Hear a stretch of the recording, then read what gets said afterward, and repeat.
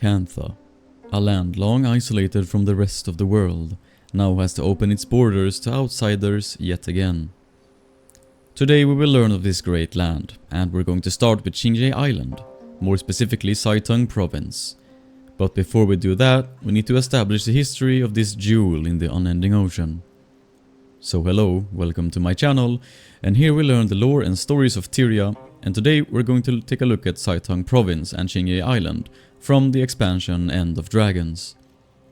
If you haven't seen my other videos on the maps of Heart of Thorns or Path of Fire, I basically do a brief lore rundown on the zone as well as discuss landmarks, climate and other stuff connected to it. Then after that, we go through the story of EOD in a TLDR version. As always, you can find the full lore and story on the official Guild Wars 2 wiki. Now let's begin. Shing Jea and Seitung, the heart of Cantha. Far to the south of Tyria, beyond storm-covered seas and hidden behind centuries of isolation, lies a land that feels untouched by the chaos of the wider world.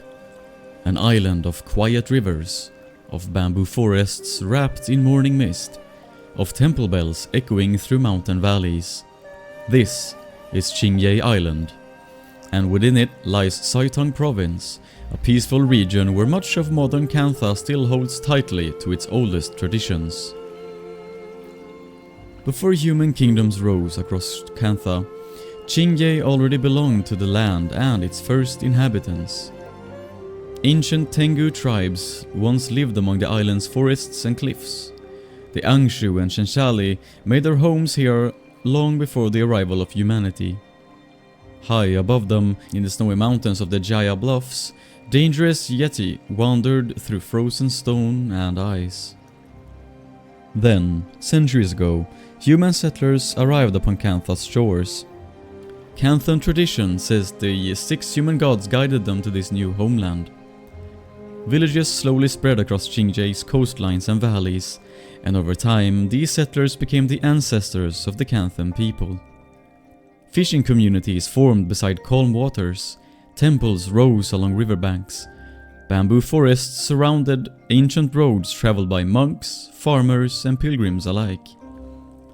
As the Empire of the Dragon grew, Shing Jea became one of the cultural and spiritual hearts of Cantha, not through conquest, but through balance. There is a calmness to Shing Jea that feels different from the rest of Tyria. Waterfalls pour from mountain cliffs into peaceful rivers below. Cherry blossoms drift through the wind like falling snow. Rain moves softly through bamboo groves, while distant temple bells echo across the hills. Even centuries later, travelers still describe the island as one of the most beautiful places in Tyria, and nowhere captures that feeling more clearly than Seitung Province.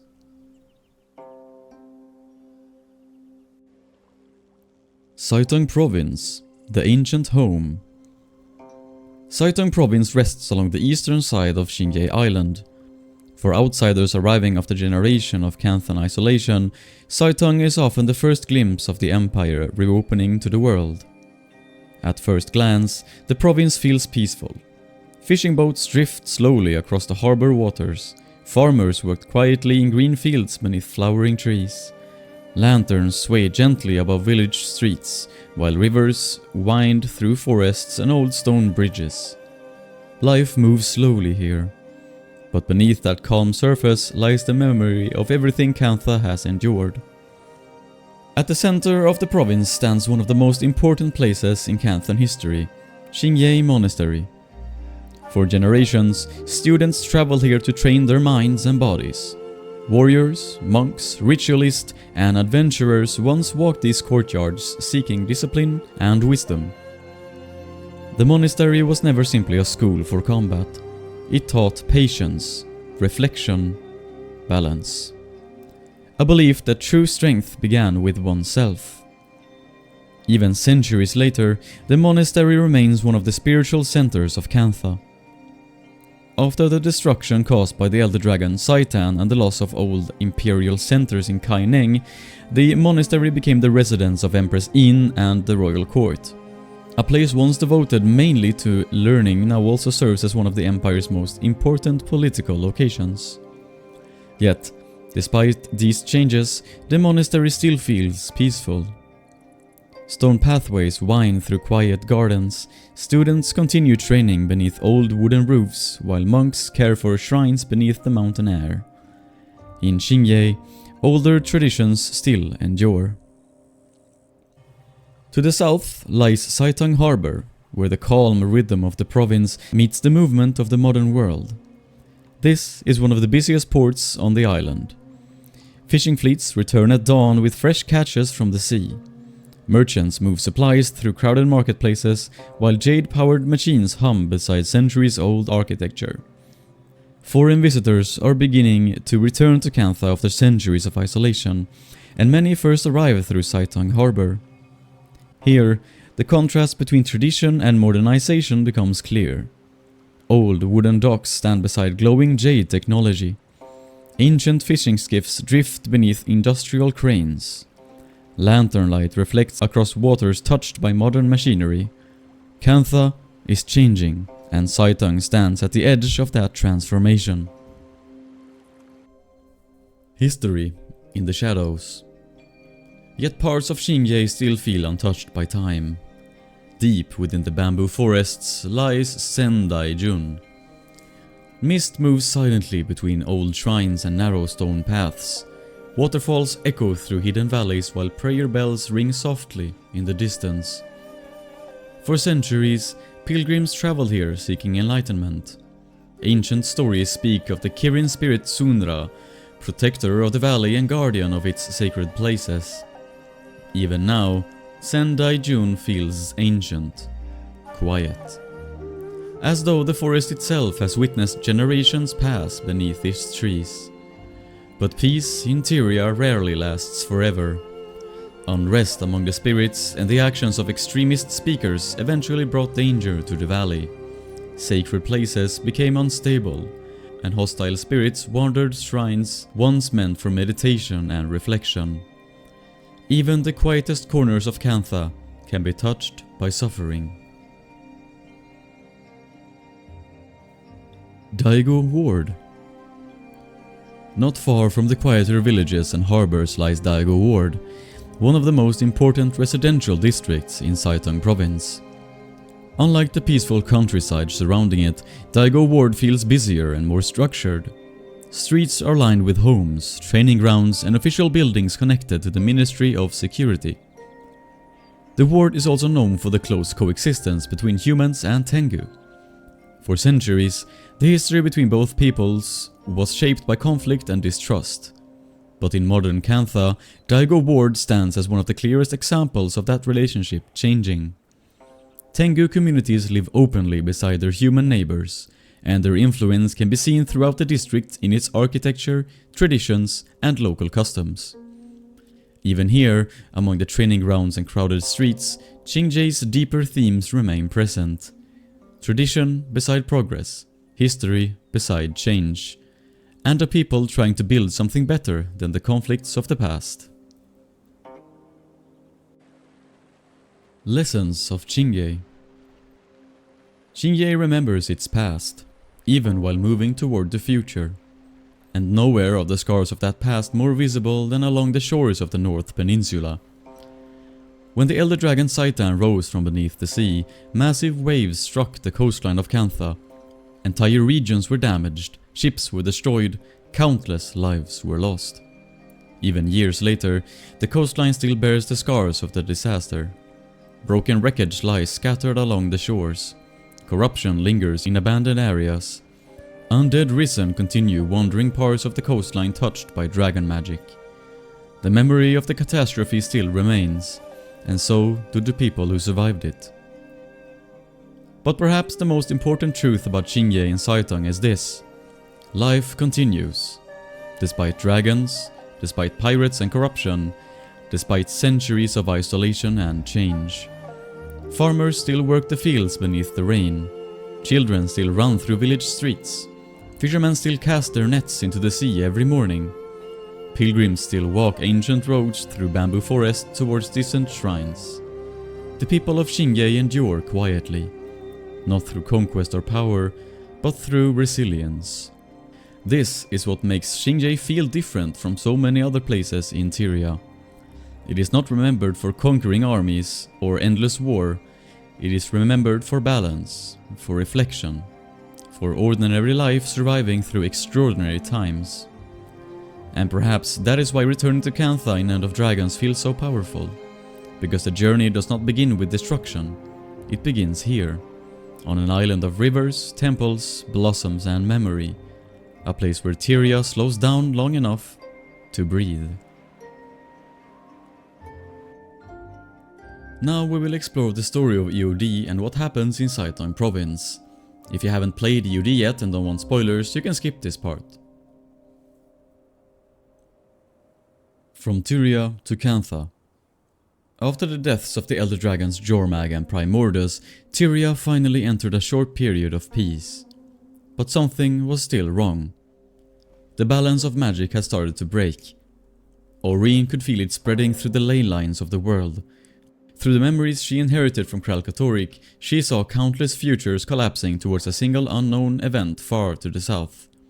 At the same time, Gorik received a message from an old colleague named Anka, who claimed to have important research connected to dragon magic. The commander agreed to help investigate. But the meeting was a trap. Anka and the returning Aetherblades captured Gorik before escaping aboard their airships. The commander and Aurene immediately chased the fleet into the mists. Inside the mists, the battle quickly became chaotic. Aetherblade ships twisted through magical storms while Aurene fought to keep pace with them. During the chase, Anka revealed a terrifying new machine called the Extractor. The device could tear magic directly from an elder dragon. Anka used it against Aurene. Even Mai Trin, the Aetherblade captain, seemed shocked by what happened.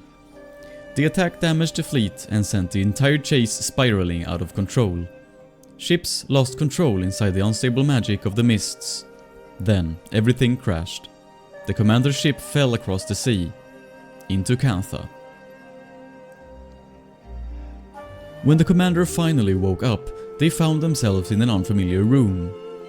For the first time in more than 200 years, someone from central Tyria had reached the Empire of the Dragon. But Cantha did not trust outsiders. The commander and Gorik had been arrested by the Ministry of Security and taken to a processing facility inside Seitung Province. The halls were filled with strange jade-powered technology, unlike anything else seen in Tyria. Then came Detective Rama. Rama was calm, clever, and impossible to ignore. He released the commander while casually explaining that Cantha had only recently begun reopening its borders to the outside world. Outside the prison, familiar allies were already waiting. Casimir Meade had arrived as part of a diplomatic mission from Kryda, accompanied by Marjorie Delacroix. Together, they helped ease tensions between the commander and the Canthan government.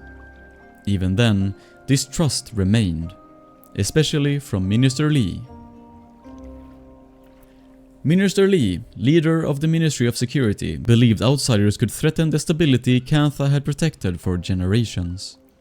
Though polite and controlled, Lee treated the commander carefully, never fully trusting them. While politics unfolded behind closed doors, the commander experienced Cantha for the first time by traveling through Seitung Province. The region felt unlike anywhere else in Tyria. Fishing villages rested beneath flowering trees. Rivers cut through bamboo forests while temple bells echoed across distant hills. Ancient traditions still survived beside glowing jade technology powered by dragon energy. Cantha felt both ancient and modern at the same time. A land caught between memory and progress. At the center of this new world stood Shing Jea Monastery. Once a place where generations of heroes trained, the monastery had now become the home of Empress Yin and the Imperial Court after Seitan's rise devastated the older Imperial centers in Kaineng. Here, the commander met the leadership of modern Cantha. The empire appeared stable, peaceful, advanced. But beneath the surface, problems were already beginning to grow.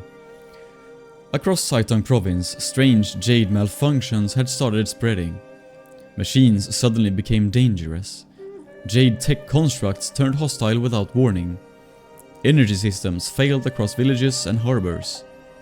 During the investigation, the commander met the Jade engineer Yao.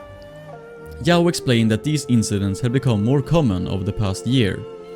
Even small Jade assistants could suddenly become violent after exposure to unstable magical surges.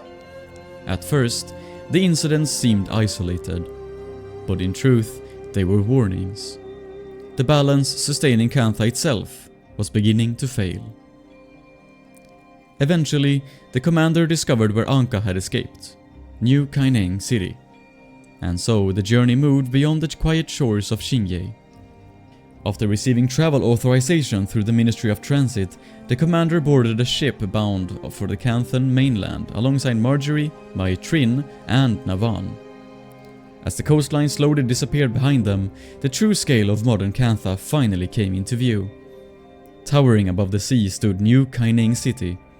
Massive skyscrapers covered in glowing jade circuitry stretched high into the clouds. Elevated transit lines crossed between enormous districts while neon lights reflected across rain-covered streets far below. The old Kaineng of the past was gone. In its place stood one of the most advanced cities Tyria had ever seen. And somewhere inside that endless maze of jade, steel and towering lights, Anka was waiting.